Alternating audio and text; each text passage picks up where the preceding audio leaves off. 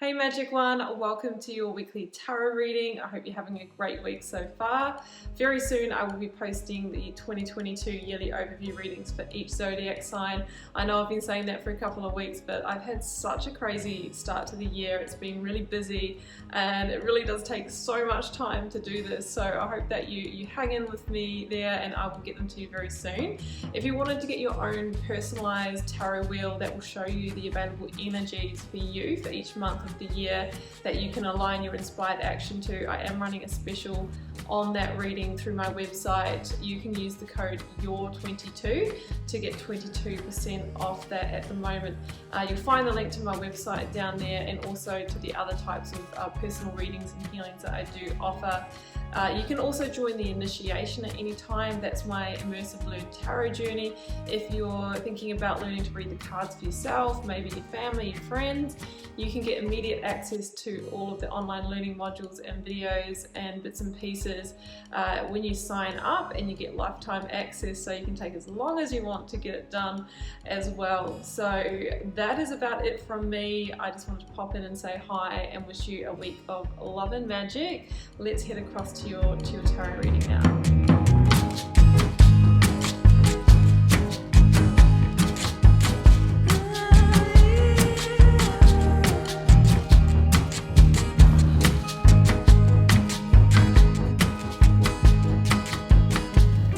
Sagittarius, welcome to your tarot reading for January 31st through to February the 6th. I hope you're doing really well, Sag. Let's see what may be on the cards for you.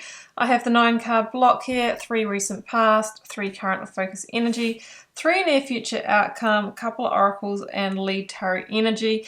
I'm using the Radiant Rider-Waite deck this week, which is a beautiful, vibrant interpretation of the classic, and I am burning my Archangel Michael protection candle. My friend has an Etsy store making these beautiful energy candles, Starstruck Magical. You might want to check that out on Etsy or Instagram. She makes energy candles, zodiac candles, festive and ritual candles. I'm just about to lose my wings of Michael though, but it's still looking pretty and smelling really delicious as well. Okay, well, let's jump in here. The first one out, Saggy, was align your life. What is not aligned or needs to change? Yeah, I mean, it's so funny because just in between readings, I was having a little scroll through the comments and I found, you know, there's a pattern where somebody has kind of had a bit of a rant and posted several comments, and one of them was, yeah. Oh, I'm needing to change again, you know, the problem's all me, and, you know, what a bunch of rubbish, all that sort of stuff. And, you know, I don't reply to these comments because, you know, there isn't any point. The person's not going to receive the message. But one thing is true. The only way to receive change in your life is to change your energy or circumstances. It's a fundamental energetic equation of the universe. If you're waiting for somebody else to make changes, or the universe to step in, or, you know, something to drop in your lap, you know, you're going to end up with a tower moment, or you're going to end up with the same result. So alignment is the work of, you know, looking deeply at your life and seeing what is not working and then taking inspired action to change it. Change yourself, change your circumstances, change your relationships, change that job. The work of the magician as the alchemist of your own reality is taking responsibility for how you are manifesting and creating your circumstances, and knowing that what you create in your life is coming from a place fundamentally from what you believe and what you feel. What you believe and what you feel you deserve. What you believe and you feel you're capable of.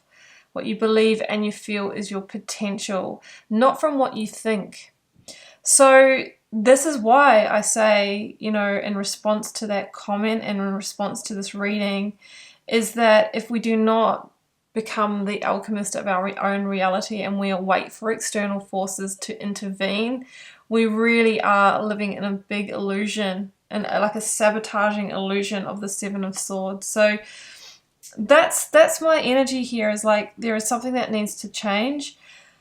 The next one out was Unbound. It says releasing soul patterns, contracts, or past lives. And this is really interesting too, because I believe that before you incarnate here on earth as a spiritual being coming down to have an earthly experience, you sign up in pre-birth planning to have certain experiences, to have certain relationships, and it's all for the purpose of soul evolution, Sag. It's all for the purpose of growth. We can only do that in human form, and that's why it's such a gift and a blessing to have an incarnation. Now, once we hit Earth, we were born, we forget who we are, we forget the universal laws, we forget we're a spiritual being, okay? And we also forget what we've signed up for. But through, you know, instinct, intuition, and the synchrodestiny of the universe, we usually cross paths with the people and the experiences that we are meant to engage with. However, that free will that we have means that we can choose, right? And this is where the lessons come in, because it's like a big experiment. You know, angel spirits, guides, God gave us free will to kind of see, oh, well, we'll see what they really do, you know, in this situation. Will they learn the lesson, or will they stay? Or will they just wait for other people to change and blame others when they don't get the results in their lives? So where I'm going with this is that when I see this card, there's an experience here of staying in a karmic contract beyond when, you know, its expiry date, or beyond when the lesson has been learnt. The karmic contract is usually complete when the lesson has been learnt. And when we stay too long, that's when life becomes a struggle. But we stay too long often because it becomes comfortable. Even if it's toxic, it becomes comfortable sometimes. And we can be kind of staying in that karmic contract because we don't want to face discomfort. We don't want to go into the unknown. And then we become more identified with victim mentality, and we start blaming. Like, angel spirits, guides have let me down. We start blaming others, you know, we start, you know, feeling negative about the universe, when really what we need to do, Saggy, is step up and take some inspired action. So with the universe as your lead tarot energy, this is the world. This is the last major arcana that says this is done, and it's time for you to claim the victory of closure. You've gone through the final judgment. Now, if we stay in the same situation, we can see that there is a tower in the energy field here. We don't want the tower because this is change that we're not prepared for. But we have the opportunity to lead and guide ourselves and be prepared by knowing when it's time to make a change, when it's time to release a karmic contract. And that's why the world, or the universe, is a card of victory, because we recognized that the karmic contract was complete, and we moved with energetic flow. We moved with our karmic timeline, and yeah, we're ready to start a new karmic contract, and that will have its challenges too, because we're here to experience challenge. It's part of the human condition, but that new challenge will give you the next level of growth. And you know, with the challenges that we master, the joy gets, and the pleasure, and the depth and juiciness of life increases as well. So in the tarot, jumping in, Sag, 10 of Pentacles, 8 of Swords, and 10 of Cups. Yeah. So the 8 of Swords, clearly says, you know, we're entrapping ourselves in the situation, Saggy, okay? The 10 of Pentacles for me is the karmic contract is ending either a workplace situation, or potentially a relationship, you know, an environment that has become your stable, become your secure. You know, there could also be something around money here as well, like lessons around money, lessons around boundaries and that kind of thing. With the 8 of Swords, there's a sense of losing our way, because we're trying to think our way out of a situation. We're trying to think of a solution, think of reasons to stay there. But what we have done is disconnected from instinct and intuition. All right, that's why the High Priestess is coming for you. You can see the person here is bound around the third eye, heart, and gut. And this is always this metaphor for me of losing the way through disconnecting from, you know, heart and feeling, and really over-identification with the ego mind. So we need to get honest with ourselves. We need to get clear, and we need to be truthful, because by, you know, really bargaining with ourselves to stay in a situation that we need to release, we are moving into the energy of sabotage. 7 of Swords, that's what I feel is sabotage. And what are we sabotaging? The 10 of Cups. The opportunity to reach true blissful living, true happiness, and true fulfilling circumstances. So that's what I'm seeing here. It's like the block to getting to that. So I have the 3 of Wands, the 3 of Cups, and the 7 of Swords. So 3 is an angel number here, and it says that ascended masters are trying to get your attention here. They're sending you signs and synchronicities, Sagittarius, so that they don't have to bring in the Mack trucks, okay? They don't have to bring in the Tower. So you might be getting intuitions, you might be getting weird little things happening that's just saying, oh, you know, I think it's pointing in that direction. Yeah. I mean, the 3 of Wands is really an energy of taking the action of the Ace of Wands to put a situation behind you and begin moving on to the new. And even just from that action or that declaration, you can already start to feel ships coming in, new success, new growth, new achievements. It's no surprise that you've got 2 3s here, Saggy, because 3 is the number of creation, of creating the new. And we create the new by releasing the old and then choosing new circumstances that are in alignment, that feel like a fit with your values, that, you know, feel like they are leading you to where you want to go. I just see the 7 of Swords here as an energy of self-betrayal. It can be in your external environment as well. Like, I'm not saying this is all you, Saggy. There could be other people that are trying to influence you to stay in these situations, that are playing the mind games with us or playing on our guilt as well. That's absolutely, you know, what can happen. Can be the gaslighting and those kind of circumstances. But ultimately, again, it comes down to consciousness and evolving the consciousness to a point where we can see with open eyes and open intuition what is going on in a situation, whether it's the boss or employer like dangling the carrot of, yeah, the pay rise or promotion's coming, or things are going to improve here, we're going to have a restructure, or whether it's, you know, the person you're in a relationship with saying they're going to change, or, you know, making promises but never following through. The cards are saying with the 3 of Cups at the center of the reading that, you know, what we really need to seek here is joy, and we really are going to need to plant new seeds of, you know, the seeds of the new, so that we can grow something else, so that we can grow a new sense of beginning here in our lives. So outcome, the Tower, High Priestess, the Queen of Cups. Yeah, I mean, the Tower is what comes in when we haven't really moved the energy ourselves, or where we might have stayed in a situation too long, where we're missing the boat, right? Literally missing the boat, because we're still over here on the shore, but we're supposed to be in the boat carrying us to a new karmic contract, maybe a new relationship, maybe a new point in our career, a relocation to a new place where several other things in the butterfly effect would fall into place. But instead we're still on the shore. So sometimes the universe brings in a Tower, and it's not guaranteed, and it's not the ideal plan, but to move us when we won't move ourselves. And that can be, you know, like a sudden loss of that job where we didn't have the backup plan.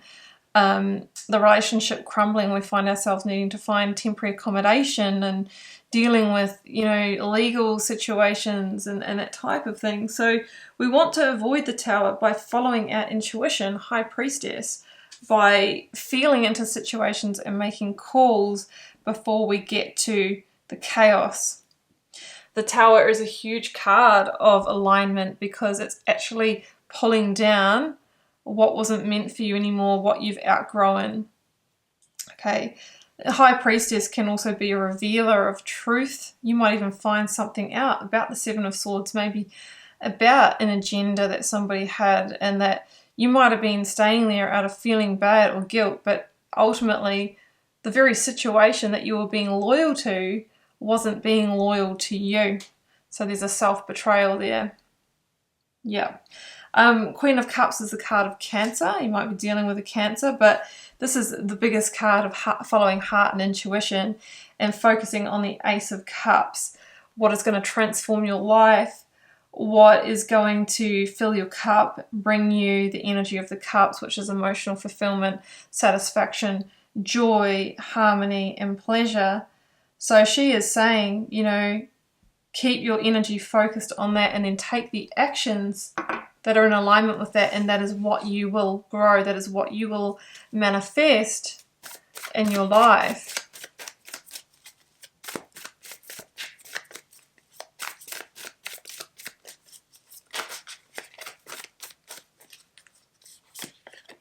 The Star, it's a card of Aquarius, and Aquarius is the Star is a card of rebirth, healing, recalibration, and moving towards the fulfillment of your divine wishes and manifestations, okay? Now, being Aquarius energy, we have the new moon in Aquarius on February the 1st. So that is a really powerful time for you to make the declaration, to release, and then to take on the journey of the new. The Star is a beautiful, beautiful energy. Both the Star and the Queen of Cups carry this energy of grounding, of healing, of keeping ourselves emotionally grounded and driving ourselves forward through emotional intelligence. So this is not a time to make emotional decisions. This is a time to make decisions based on the destiny you want to create for yourself. And we have to get completely honest about what we talked about at the start of this reading, about the part we play in our destiny, not the part that others are playing, and not transferring or projecting, you know, the power to others, and, you know, the way that they are making us. Sometimes people say they make me feel, you know, or, you know, this has happened to me. You know, these are all giving away of power. We need to understand that what has happened so far has happened for us, to actually try and move us, to try and shift us, because the universe wants you to have, you know, a growth and learning experience, but also wants you to be abundant, also wants you to live a beautiful, rich and joyous life.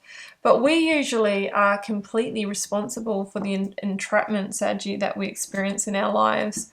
So I challenge you this week, Saggy, to look at where you need to align your life and take one step towards your freedom. And I'm going to leave it there, Saggy. Wish you all the best if this is your reading. And do keep in mind, it is a general reading for the collective. It may or may not be for you. That little alignment speech at the start is for all of us. Constantly, constant reminder. It doesn't matter how far along the journey we are. We all do this. This is the human condition and human experience. So we can all benefit from hearing that. Drop me a comment if you're called to share. I read them all. I try to interact with you all over there as well. It does help me get to know you guys, and of course see what those collective themes are that inspire so much of my reading. Hit the subscribe button if you haven't already. That will let you know when I post new videos, and there's a wonderful energy exchange between us because it does support my channel and keep me doing this work, as is when you like, share and comment on the video. Saggy, it's been a pleasure and honor to read your cards. I will see you back here for another one next week. Bye for now.